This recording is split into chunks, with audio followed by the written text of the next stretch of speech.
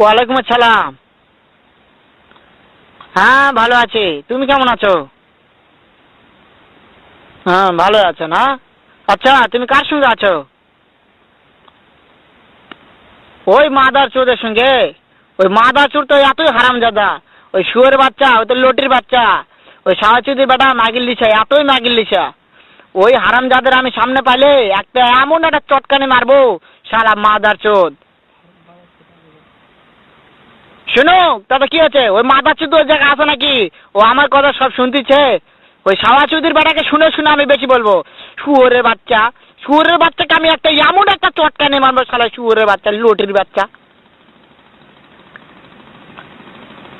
তাই নাকি?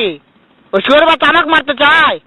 শুয়োরের বাচ্চাকে আমি দেখা সাক্ষাৎ হলে পালাই, শুয়োরের বাচ্চাকে আমি এমন চটকানি মারবো, মাদার চোদ। আমি থামো, আমি